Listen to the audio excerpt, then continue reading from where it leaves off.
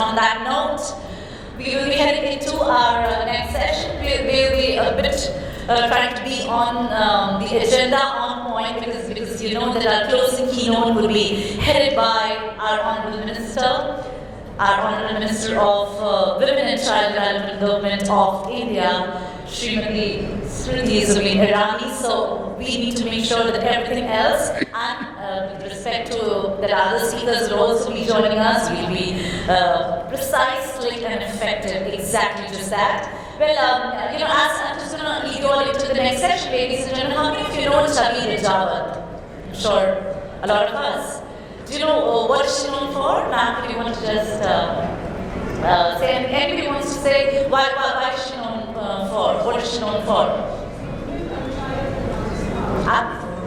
Absolutely. Let's have a round of cheer for ma'am as well. So she's in fact the first MBA graduate to convert a village into a model village. The village name is Soda, and that's a village in Rajasthan, and how she transformed this village in terms of education, health, and infrastructure. So this is the kind of redefinition that we are talking about. Now the next session, ladies and gentlemen, will help you stay absolutely limitless. Allow me to please welcome on stage, ladies and gentlemen, to be without limits and to just be. Please welcome the Senior Managing Director, Lead Europe Markets Advanced Technology Centers in India and sponsor Inclusion and Diversity at Center in India. Please welcome Ruhi Ranjan with a big round of cheer. Ruhi, it's a privilege to be welcoming you. Please hold the fort for us. Over to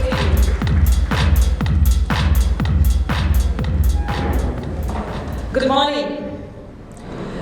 I thought that session we just had before this was very inspiring and path-blazing. So, what resonated in my mind as I was looking to these wonderful women who were talking was that, women aren't born strong.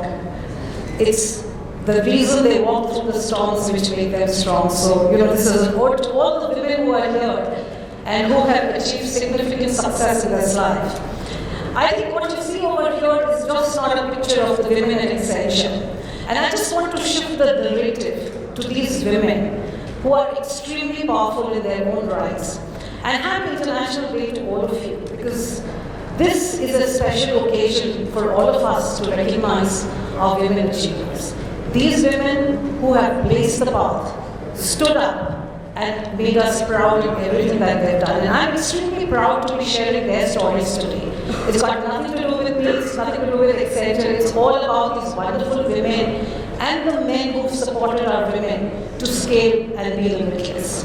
Before we get there, before we get started, I think I have a clicker. I can move on to the next slide and ask, does it work? Yeah, can we have the video please?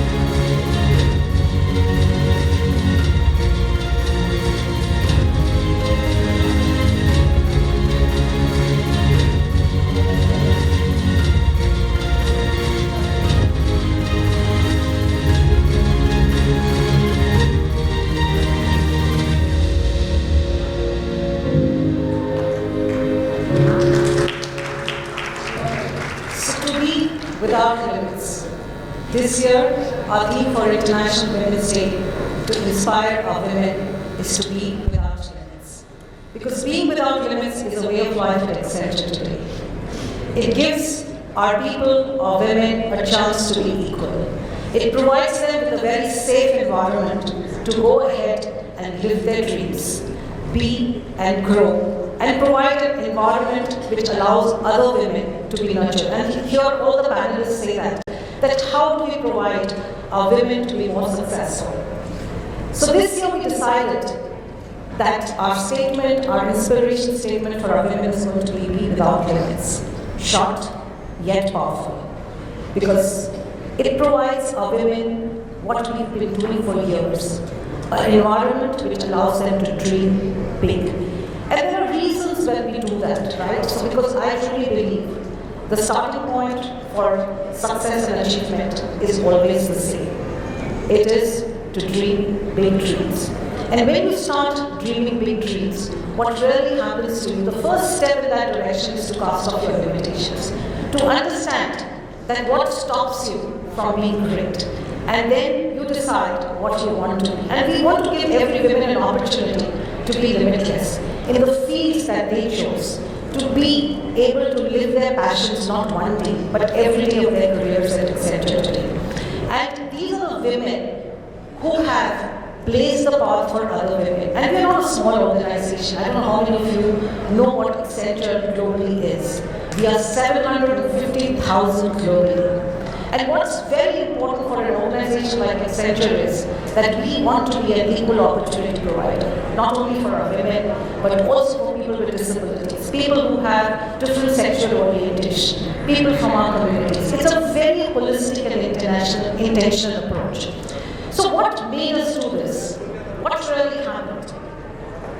And this is the data which comes in from the World Bank, which tells us that nearly 50% of women drop out after education because they do not want to pursue a career. And you've heard all the women here talk about it, right?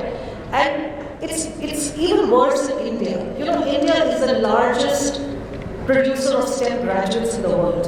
50% of them probably are women. But what really happens, these women drop out during various stages of education, during various stages of job.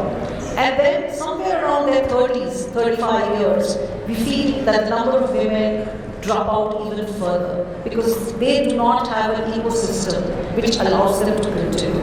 So what really stops you from going ahead? What really stops our women? Is it the skills, the level of education? Is it the job or the opportunities we provide them? Is it the environment? Is it their social structures? So what stops our women? Because we are taking so many steps. We are trying to create an ecosystem which allows our women to be successful. But still we keep going backwards because when we look at our boardrooms, there are no women. So we have to take, the onus is on us, the industry, the governments, to take this and make policies which help our women move forward. And this is going to be very, very intentional. And this is something that we took upon ourselves. So what did we really do? In order for our women to be limitless, we made sure that we provided them with a bold, empowering, and a caring environment. And this is very, very important. And I urge the leaders to take a cue from here. Because unless we do that, we continue to see the pyramids getting very smaller for women at the top. The women will continue to drop out, and they will drop out in large numbers. And I can see a lot of people moving out because probably they don't think it's important enough to hear this. But I think it's very important for us, if we really need to make a difference, all men and women have to come together to change this for the coming generations. So what we really did about it? We ensured that we made some very bold commitments. And when we talk about commitments, they start at the top. So in 2017, we made a very, very public commitment to say that we will be a 50-50, a gender-balanced organization by 2025. And that really plays the part of where we are today. Because when our chair and CEO, Julie Sweet, made that statement, she made it very intentional. She made it a corporate responsibility to ensure that we measure this as a business metric. We measure the success of our women in our organization and create an enabling environment at every step of the way to make sure that we were nurturing and empowering our women to reach new heights of success.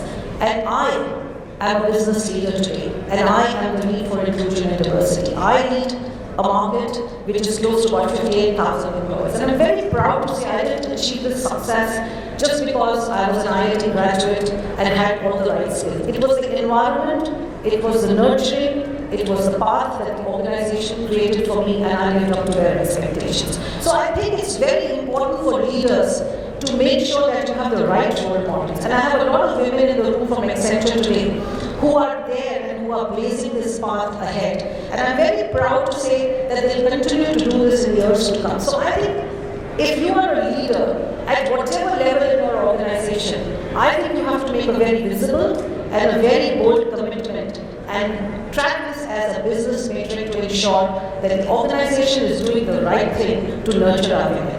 And we continue to do that. Today, if you look at it, globally, Accenture has about 26% of women in leadership positions. In India, 30% of our women leaders are women. And it's not by chance.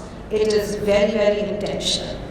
And how have we done this? This whole conference today is about women in tech. I think women have to understand that gender will not just get them to the top. It is how we enable our women, how we empower them with technology skills across the levels. And this has been a very, very focused approach. We have made sure that we intentionally push our women to learn new technology skills, develop skills in the areas which are niche, which are high in demand, so that they stand up and raise their hands and are available to pick up new roles and new challenges as they come along. We've invested in programs which enable our women to learn leadership skills. We've created these programs especially for the women. And my target, or our target last year, was that we will enable 25,000 women with technology skills, which will allow them to pick up roles as they come along. And it has been a whopping success. We've ended up with 50,000 women who've really blazed the path for technology in Accenture in India today. And this is no mean feat because we are about 300,000 strong in India itself. So this has been a very intentional approach. We've learned from each other. We've helped our women be role models across levels because that inspires other women to say that if you can do it, and so can I. And I think it is very important for us to light that power within our women. Because unless you dream, unless you want to be limitless, you will never end up doing it. So as an organization, you have to create that ecosystem which allows our women to see other role models and say, if they can be there, why not I? Why not I, a CEO and a chair for Accenture in the future? So I think very important, and this is something which I think has paved our way for success. We've shared stories of our women, and these have been stories of great glory and determination. How our women have stood up to the challenges, and we've gone through all what you just heard. Very few women in the boardrooms, no representation in senior leadership positions, to where we are today. And I think it's been a great, great journey.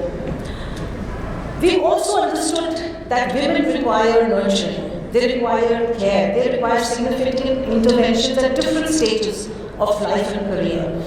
We were probably the first organization in India which made the maternity benefit for 28 weeks. We're the only organization in India probably which offers parental leave. That means our men are allowed to take days off when a child is born in their family. This allows shared responsibility to be inculcated even within our men. We sponsor childcare for our men and women employees. We are trying to create an ecosystem which allows our women to thrive. And we don't hush up and not talk about it. If a woman is going to be going on maternity leave, we encourage her to talk about the challenges that she's going to have, and we ensure when they come back, they have a role. So we run a program today called as Returning Mothers.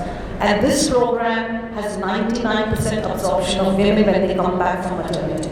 It ensures that we have a warm place for them, not only in our hearts but in our offices as well, to ensure that they continue to leverage the power of Accenture while they nurture their child. And I think it's important for us to realize that. The last few years of the pandemic has really brought this to floor. The most impacted people in the organized sector were women because they took on an additional role of being caregivers at home. And we realized that. We realized that women were stretched to their limits during the pandemic. And that is where we stepped in again and said, how do we provide you and care for you without limits. A lot of women in the industry ended up losing their jobs. The women were most impacted, and we launched a program to help women come back to work. Women who had taken a break to be caregivers for the last few years, to nurture their parents, their spouses, their children during the pandemic, had an opportunity to come back to work. So we launched a program called this Career Reboot, and I don't know if Sejal is in the room. She was the one, she is there. So big round of applause for Sejal, please. She is in the room, and she is running this program to bring back the women who've actually been displaced through COVID to come back and find a place, not only within our organization, but within our partner organization as well. We've also ensured that women in the community are nurtured as well. So we've launched programs, and some of them are flagship programs, which has won us industry accolades. A program called here is Unnati, and you can see this is for rural women, which are self-help groups. There is a lot of women who do a lot of self-help groups, far-flung areas of the country, in Assam, in Rajasthan. And these women have no means to communicate with the marketplaces in the world. So we have volunteered to help them, to nurture them and ensure that they produce, whatever they produce, can reach the marketplaces in the world. So it's trying to create an ecosystem for our rural women, self-help groups to be able to make a living. And this was especially true during the pandemic. And this has been a runaway success. Today we run close to about 40 such programs of Unnati, which cater to over 250 or 300 women in these villages. There's another program which we have, which is extremely, I'm extremely proud of that program called as Aram. And all of you know Aram means a start, a fresh step. And this program, Sejal launched years ago for women or young girls who are from the economically weaker sections of the society, who do not have an opportunity to go to the universities and colleges where we hire from. But these women or these young girls are educated and looking for a vocation. And we've created a program called as Aram, where we bring these women in, young girls in, give them 16 weeks of orientation and give them a career path in Accenture. And we're touching lives. We are changing the ecosystem for these young girls by providing them a very safe learning environment and an ambition to grow and be limitless in an organization like Accenture. So I'm really proud to be saying this, and I see that there are a lot of senior women in the room. What has really accelerated our journey? We were about 19% we grew over the last few years. And our women success has grown by 33% in the last 17 years in Accenture. And this is not a joke. With a base of 300,000 that we have in India, we are close to about 48.5% women. And I'm confident that by 2025, even before that, we will be 50-50. We will be a gender-neutral organization. And this is not by chance. We have 100% pay parity for our women. So our women are not short-charged and paid less. For every role that we have in the organization, the men and the women have equal pay parity. Our women get promoted in equal numbers as men. And this is a metric that we manage very, very closely. So I think it's a great opportunity, a great turn of the century for us, that we will see and continue to provide a very, very nurturing and empowering environment for our women.